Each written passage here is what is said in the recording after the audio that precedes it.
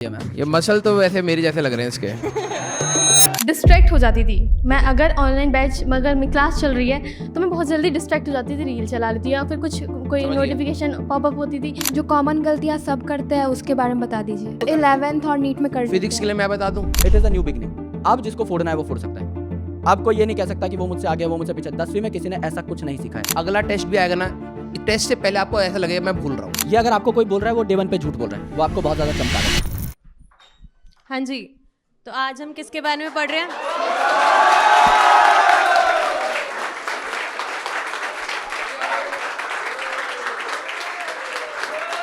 Energy तो वैसे काफी अच्छी है, थैंक यू सो मच।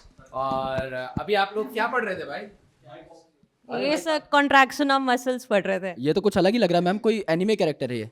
थोड़ा सा अब इंटरेस्टिंग बनाने के लिए। बहुत बढ़िया मैम। ये मसल तो वैसे मेरे जैसे लग रहे हैं इसके। नहीं आपसे छोटे हैं, आपसे छोटे हैं। हाँ 1 इंच कम रह गया भाई का। तो क्या मैम आप शोल्डर वोल्डर बता रहे थे कि ट्राइसेप्स होती हैं, बाइसेप्स होती हैं, वो वाला जिम? बताना पड़ता है।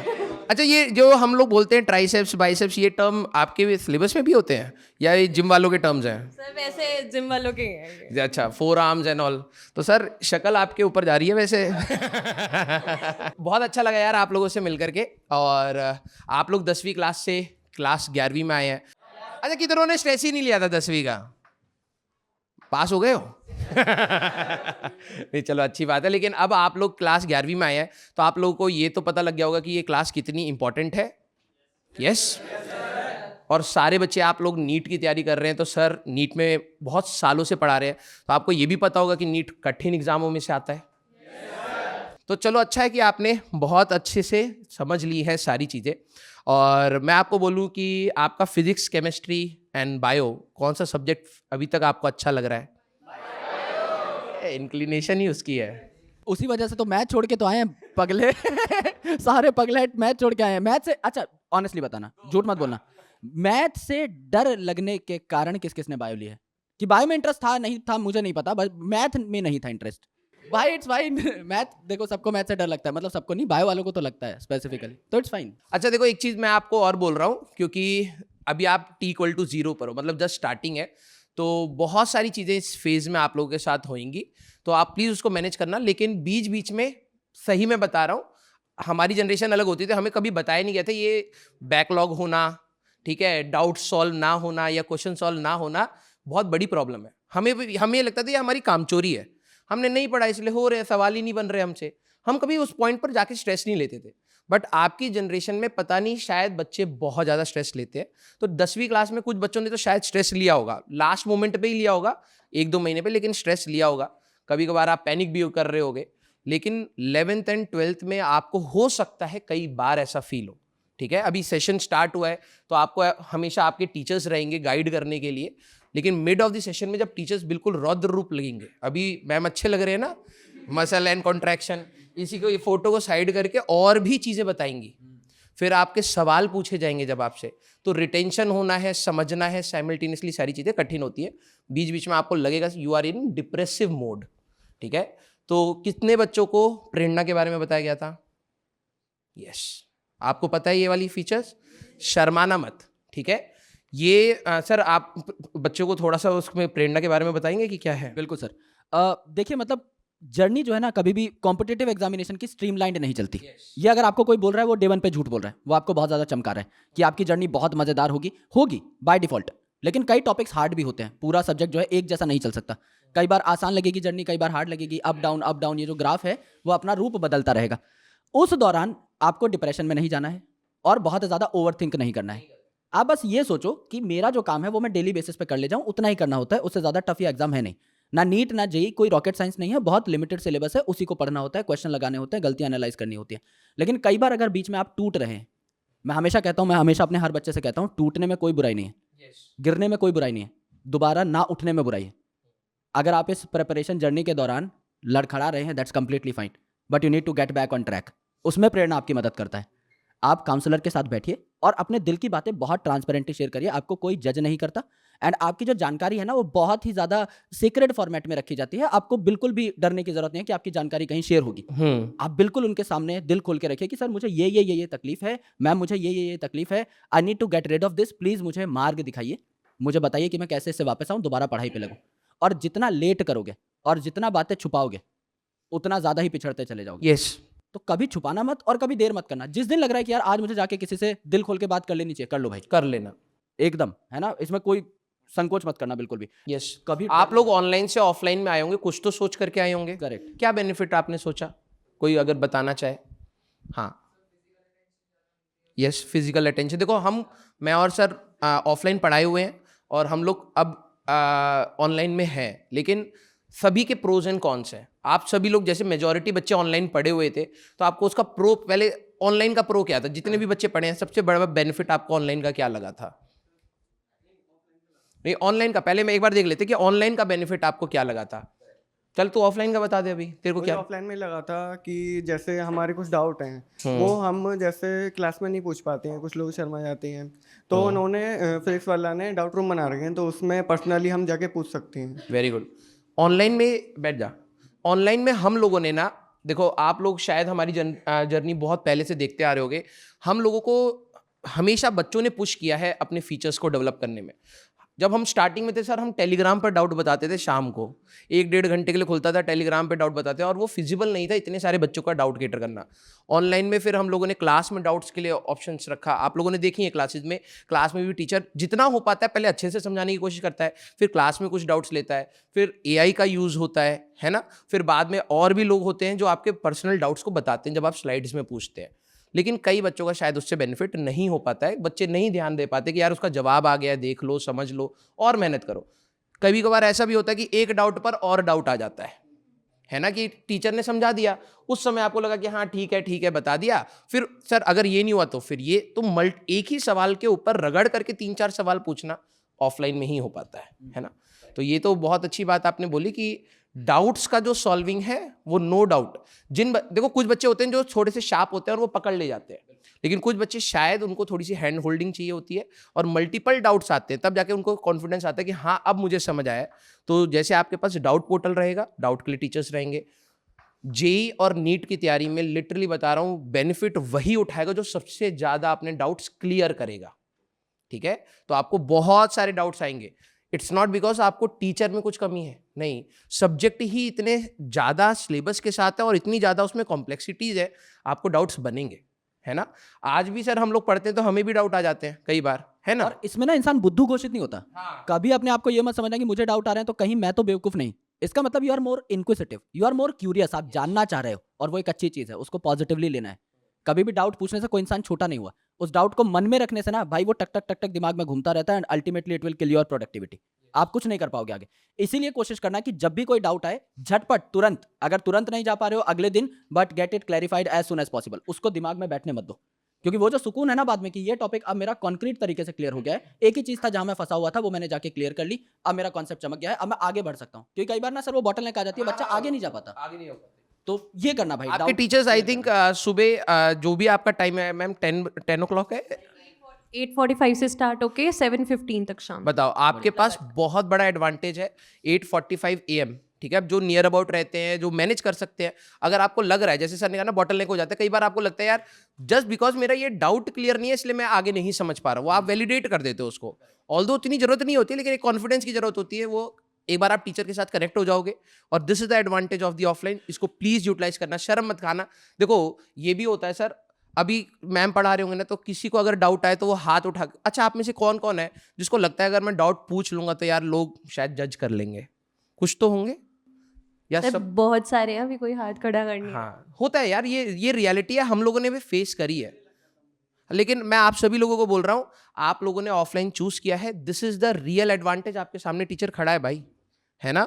हम लोग जब एक टाइम था जब मेरे को भी ऐसा फील होता था, मैं कोटा गया, फिर मैंने देखा भाई यहाँ तो इतना ज़्यादा कॉम्पिटिटिव नेचर है, अगर मैं अपने आप को रोकता ही चला जाऊँगा तो सिलेक्ट ही नहीं होऊंगा। डाउट आ रहा है पूछ लो, थोड़ा बेशरम बन लो, ठीक है, एक अच्छे वे में बेशरम, ये नहीं अरे डाउट बता दे ये वाला बेशरम नहीं कह रहा मैं, ठीक है। हाँ मतलब रिक्वेस्ट करके अपना डाउट पूछिए, ठीक है। हो सकता है आपके दोस्त बोले यार तू बहुत ज्यादा डाउट पूछता है, हाँ सबका थ्रेशोल्ड अलग होता है। हो सकता है स्टार्टिंग में तुमने 100 डाउट पूछे, किसी ने नहीं पूछा, लेकिन 100 के बाद तुम्हें चीजें क्लियर हो गई, फिर तुम्हारे डाउट अपने आप कम हो जाएंगे। जब एक बार आपका इंटेलेक्चुअल लेवल बनेगा तो यू विल गेट नॉर्मल। और जो बच्चों का सर जिनका परसेंटेज अच्छा है, चलो आपके अंदर एक शायद थोड़ा सा कॉन्फिडेंस होगा, जिनका परसेंटेज अच्छा नहीं है, रियलिटी बताऊं, डजेंट मैटर। करेक्ट, ये T=0 सभी का सेम है, बिल्कुल। ठीक है। हाँ, जिसने थोड़ी सी मेहनत करी होगी उसका अंतर पता क्या होगा, जब चीजें यहाँ पर जब टीचर कोई पढ़ा रहा होगा, जब टफ चीजें पढ़ा रहा होगा ना, उसके अंदर पेशेंस होगा, ओनली डिफरेंस। क्योंकि उसने 10वीं क्लास में पेशेंस, बैठ करके पढ़ना, हार्ड वर्क करना, ये थोड़ी सी क्वालिटीज डेवलप कर ली हैं। अगर आपको कभी लगे यार उसके 10वीं में ज़्यादा थे तो वो बहुत तेज होगा, नहीं, वो हार्ड वर्किंग होगा, क्योंकि इतना था वो है ही नहीं कि आपको तेज या फिर कोई बेवकूफ़ प्रूफ कर दे। Correct. बस हार्ड वर्क का खेल था। ठीक है, आप लोगों से कुछ कमियां रही होंगी, बस मैं आप लोगों को बोलूंगा अब आपके कितने टेस्ट होंगे आपको पता है? बताया गया होगा ना कि भाई कुछ या सिर्फ पढ़ाया जाएगा या फिर टेस्ट भी होंगे?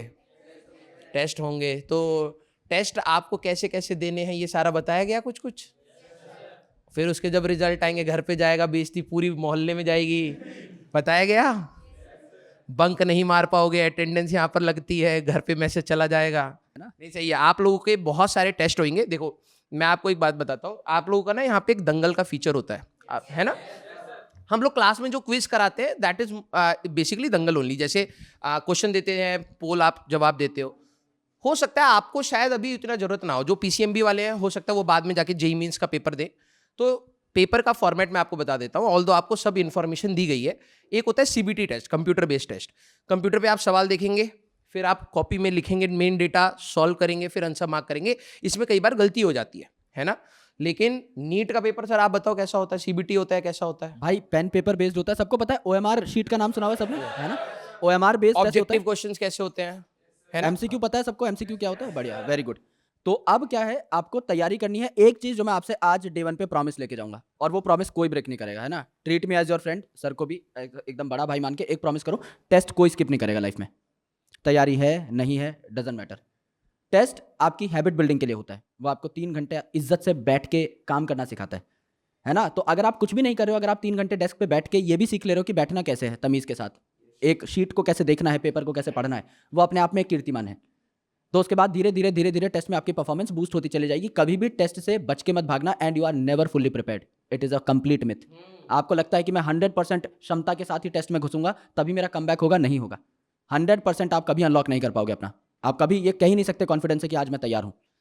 इट्स बेटर जितनी तैयारी हो उससे डेफिनेटली बहुत सही बात बोली। हम लोग क्लास में भी ये बात बोलते हैं कि बच्चे को क्या लगता है ना कि यार मेरी ना तैयारी इस टेस्ट में नहीं है, मैं अगले टेस्ट तक तैयार कर लूँ। आप लोगों ने भी कई बार सोचा होगा अगला टेस्ट भी आएगा ना, टेस्ट से पहले आपको ऐसा लगेगा मैं भूल रहा हूँ। ये नॉर्मल है। लेकिन बच्चे क्या करते हैं ना, नीट से पहले जितने भी आपके टेस्ट लिए जाएंगे, हो सकता है वीकली हो, कभी हो सकता है बाई वीकली हो, हर 20-21 दिन के बाद हो, कुछ ऐसा पैटर्न रहेगा। हमारे वहाँ पे तो 21 डेज पे ऑनलाइन में हम लोग लेते हैं। हो सकता है मैम यहाँ पर आई थिंक वीकली टेस्ट है या फिर कैसे है यहाँ पर? सब वीकली भी होते हैं और बाकी मतलब AITS ऑल इंडिया लेवल पे भी होते अच्छा, हैं, तो वो भी सारी होते हैं। कैटेगरीज। तो जो भी आपके टेस्ट हैं, जैसे सर ने कहा ना, आपको लग रहा हो, क्योंकि भाई देखो लिटरली बता रहा हूँ, सिलेबस बहुत वास्ट होगा नीट का, बहुत वास्ट होगा। जितना आपने पूरी अपनी साइंस पढ़ी है ना, उतना आई थिंक बॉटनी का एक चैप्टर निपटा देंगे सर। इतना मतलब इतना कंटेंट है। मैं डराने के लिए नहीं कह रहा हूँ, रियलिटी पता होनी चाहिए। क्योंकि जब आपको रियलिटी पता होगी तभी आप अपने एफर्ट्स लगा पाओगे कि यार हमें पहाड़ चढ़ना है तो मेहनत करनी पड़ेगी। तो जब भी आपके टेस्ट हो, आपके अंदर ये फीलिंग हमेशा आएगी, जैसे सर ने बोला कि यार अभी तैयार नहीं है, अगला वाला थोड़ा सा और सीरियसली कर लेंगे या कर लूंगी। मत करना ये, अदरवाइज आप नीट की तैयारी से एक्चुअली में डिस्ट्रैक्ट हो रहे हैं। मेनली बता रहा हूँ, ठीक है? तो आपका बेस्ट एडवांटेज यही है, क्योंकि जो बच्चे नीट देंगे, ठीक है, आप में से उनको पेन पेपर वाला जो फील है वो यहीं पर मिलेगा, है ना?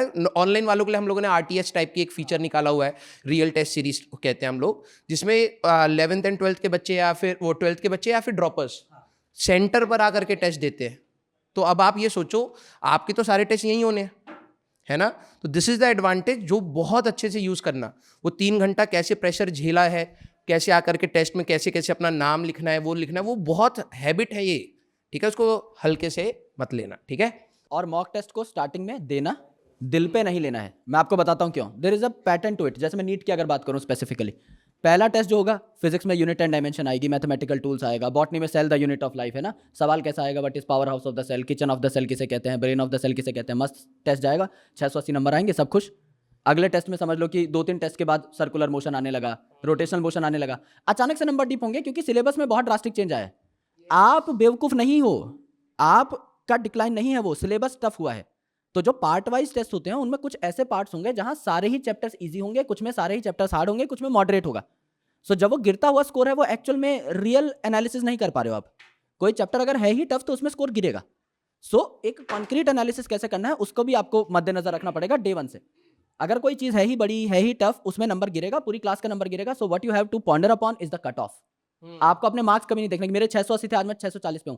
हो सकता है 680 नंबर लाके भी आप क्लास में 10वें नंबर पे आ रहे हो सकता है 640 लाके भी आप 30वें नंबर पे आ रहे हो। रैंक पे और कट ऑफ पे फोकस करना है हमेशा। अब वो खेल खत्म हो गया है क्लास में, नंबर वाला उसको भूल जाओ। अभी वो 10वीं तक बहुत अच्छा था, कॉन्ग्रेचुलेट योरसेल्फ। जिसके जो भी आए 60, 70, 50%, जिसके जो आए हैं अब सारे, जैसा सर ने कहा, T0 पे खड़े हो। एंड एक नई जर्नी की सबसे बड़ी एडवांटेज यही है कि सब स्क्रैच पे हैं। अब it is a new beginning. अब जिसको फोड़ना है वो फोड़ सकता है। अब कोई ये नहीं कह सकता कि वो मुझसे आगे, वो मुझसे पीछे। 10वीं में किसी ने ऐसा कुछ नहीं सीखा है। Cell the unit of life जब हम पढ़ाते हैं, पहला चैप्टर पढ़ाते हैं, आपका 10वीं का ज्ञान खत्म हो जाता है। उसके बाद सब नया है, किसी को कुछ नहीं आता। तो इसीलिए 5-6 टेस्ट के बाद जो रिजल्ट आपको मिलेगा, जो आप अपने अंदर बदलाव देखेंगे, वो हमेशा रहेंगे आपके साथ। तो इसीलिए बिल्कुल डरना मत। This is a journey of patience. सब लोग बोलते हैं हार्ड वर्क, परसिवरेंस, ब्ला ब्ला ब्ला। बहुत लंबा टिकना पड़ेगा भाई, बहुत टिकना पड़ेगा भाई। आप ये समझो ड्रॉप में सर बच्चे 3-3 ड्रॉप भी लेते हैं, बिल्कुल टिकते हैं। ठीक है, कुछ लोग उनको टैग दे देते हैं, अरे नहीं हुआ नीट, तो नीट तो पहले ही टफ है, लेकिन वो उनका पेशेंस को लिए तो एटलीस्ट हमें रिस्पेक्ट करनी पड़ेगी बिल्कुल, भाई। yes. कि एक चीज सोचिए, उसके पीछे 3-3 साल लगे पड़े। तो जैसे सर कह रहे, पेशेंस अगर तुमने स्टार्टिंग से रखा तो आपका हो सकता है आपको ड्रॉप ना लेना पड़े, आप एक ही बारी में निपटा जाओ इसको, है ना। और प्लीज उसको 5 वर्ष की योजना मत बना देना गवर्नमेंट के जैसे, कि भाई 2 साल तो 11वीं 12वीं आराम से करेंगे, फिर 3 साल ड्रॉप लेकर के 5 साल की MBBS थी वो यहीं पर कर लिया आप लोगों ने, है ना। तो वो मत करना। और जैसे सर ने कहा कि अपने teachers, your teachers are your mentors here. वो आपको ग्रुप में गाइड करेंगे, आपकी पर्सनल प्रॉब्लम सॉल्व करेंगे। And that is the advantage of offline which you should always consider, कि भाई इसको जरूर यूज करना है, ठीक है। और I wish you all the luck. तो कुछ है आप बात करना चाहते हैं कुछ? अगर आप लोग हमसे कुछ पूछना चाहते हो तो बिल्कुल पूछ सकते हो। यस यस, सर जो कॉमन गलतियाँ सब करते हैं उसके बारे में बता दीजिए। सबकी गलती। जो 11th और नीट में कर फिजिक्स के लिए मैं बता दूं, यस सर। आप मैथ्स को दोष दोगे। सबसे बड़ा मैंने Yes. नीट के बच्चों को देखा है, सर मैथ्स आ गई थी इसलिए मेरी फिजिक्स वीक है। मैथ्स कुछ नहीं आई है, बेसिक है। बैठ जाओ बेटा, लिटरली बता रहा हूँ। हाँ, एक जगह पर आपको डिफरेंशिएशन पढ़ाया जाएगा, एक जगह पर इंटीग्रेशन। और ऐसा नहीं कि हर सवाल में डिफरेंशिएशन इंटीग्रेशन आ रहा है। पूरी फिजिक्स इट्स लॉजिकल। अगर आपके नॉर्मली आप अपने दोस्तों से जब बात करोगे ना, तो वो आपको सलाह देंगे भाई रट ले इसको, फॉर्मूला बताया, ट्रिक बताया है, याद कर ले। हाँ, याद करोगे क्योंकि एग्जाम में स्पीड भी चाहिए। बेटर है कि आप याद भी रखें, लेकिन अगर आपका सारा का सारा फोकस सिर्फ रटने के ऊपर है कि भाई फिजिक्स में 10 फॉर्मूले बताए थे, याद कर लिए, हाँ आप भिड़ गया वो फॉर्मूला डायरेक्टली, तो आपका समय बच जाएगा एग्जाम में। That's a good point. But नहीं भिड़ा तो आपका कंसेप्ट ही काम आएगा। तो जो भी आपको बोले कि भैया मैथ्स की वजह से फिजिक्स नहीं आ रही, दिस इज मिथ, 100% मिथ। मैं आपको बता रहा हूं, अभी आप लोग जब फिजिक्स स्टार्ट करेंगे ना, आप लोग रेशो की जब सवाल आएंगे ना, R1/R2 बता दो, आप उल्टा रेशो मार्क कराओगे। क्रॉस मल्टीप्लाई करना होगा तो गलत कर दोगे। स्क्वायर करना था आपने क्यूब कर दिया, क्यूब रूट ऑफ 9 कुछ और लिख दिया। ये गलतियां करोगे तुम।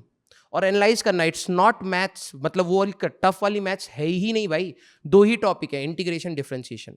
और वो टीचर आखिरी तक आते आते आपको इंटीग्रेशन डिफरेंशिएशन आता होगा, आप स्क्वायर गलत निकालोगे, आप रूट गलत निकालोगे, आपका क्रॉस मल्टीप्लाई गलत होगा, इक्वल टू के साइन से दूसरी साइड ले जाना था तो साइन +4 को -4 करना था आपने, वो यही माइन्यूट गलती है।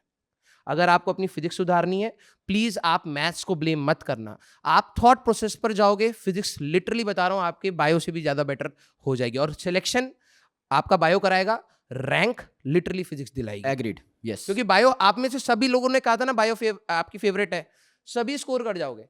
300 तक हर बच्चा ला रहा है। डिफरेंशिएटिंग फैक्टर क्या होगा? डिफरेंशिएटिंग फैक्टर वो होगा, तुम्हारे फिजिक्स में आ रहे होंगे 60, एक क्या आ रहे होंगे 120, 150। तो वो इतना बड़ा गैप तुम बायो से भर ही नहीं सकते, क्योंकि बायो में हर कोई सैचुरेट करेगा 320, 340, 300। 10-20 मार्क्स में सारे बच्चे कहीं ना कहीं होंगे। और फिजिक्स में डिफरेंस क्या आ रहा होगा, 100 मार्क्स का। तुम कितना बायो और पढ़ करके निकाल दोगे? समझना ये चीज़। तो यही सबसे बड़ी बच्चे की गलती होती है। फिजिक्स हल्की सी कठिन होती है, एनालिटिकल होती है, बच्चा बायो साइड भाग जाता है। करना है बायो ही आपका सिलेक्शन करेगा। अगर आपने वहाँ 300 नहीं स्कोर करे तो फिर सिलेक्शन ही नहीं है, ये भी है। तो बहुत अच्छा बैलेंस बनाइए। तो मेरा फिजिक्स सब्जेक्ट का तो मैं यही बोलूँगा, मैथ्स को ब्लेम मत करना, ठीक है? It's logical interpretation. सर जब मैं 10th में थी तो मैंने ऑनलाइन किया था। मतलब अभी कुछ दिन पहले ही? हाँ, कुछ दिन पहले ही। तो मैं डिस्ट्रैक्ट हो जाती थी। मैं अगर ऑनलाइन बैच अगर मेरी क्लास चल रही है तो मैं बहुत जल्दी डिस्ट्रैक्ट हो जाती थी, रील चला लेती या फिर कोई समझ गया। नोटिफिकेशन पॉपअप होती थी तो अच्छा देख लेता है क्या है ये। तो ना ऑफलाइन पे आने पे ये एक बहुत अच्छी चीज़ हुई है 2 मेरे घंटा साथ। अगर क्लास है तो 2 घंटा फ़ोन नहीं यूज़ कर यस सकते। Sir, Got it. वही कि अगर आपकी क्लास है तो आपको क्लास लेनी है, आपको कुछ और नहीं करना है। और फिर ये मैंने अडेप्ट कर ली ये चीज़। अब मैं घर पे जब मैं पढ़ रही होती हूँ तो मैं फ़ोन टच नहीं करती। वेरी गुड यार, वेरी गुड। ये तो- बहुत अच्छा पॉइंट बोला आपने। ये ये सर है। इसमें सवाल क्या है? सवाल नहीं, वो ये तो बता अच्छी रहे बात है। डिफरेंस ऑनलाइन अच्छा, पे हाँ, ऑफलाइन में difference जब ये बता- आई है। हाँ, क्या ये बात वाला बता। अभी जस्ट हम नीचे बैठे हुए थे, हम लोग यही डिस्कस कर रहे थे। सर खुद रीले देख रहे हैं। सर खुद कह रहे यार बहुत एडिक्टिव होता है। नहीं झूठ बोल रहा है, मैं यूट्यूब शॉर्ट्स देख रहा था। तो बात आपकी बिल्कुल सही है, आई कैन रिलेट। और सर ने अभी जस्ट बता ही रहे थे कि भाई मैंने 2-3 दिन से अभी सारे देखना बंद कर दिया, क्योंकि सही में बहुत टाइम वेस्ट हो जाता है कई Yes, बार। sir. और सर कह रहे थे कि वो टाइम हमें भी और बेटर बनने के लिए यूटिलाइज करना Yes, चाहिए, sir, yes, ठीक है? sir. तो जो भी बच्चे ऑनलाइन वाले, वैसे आप तो सारे उसमें आ गए हो ऑफलाइन में, दिस इज द एडवांटेज।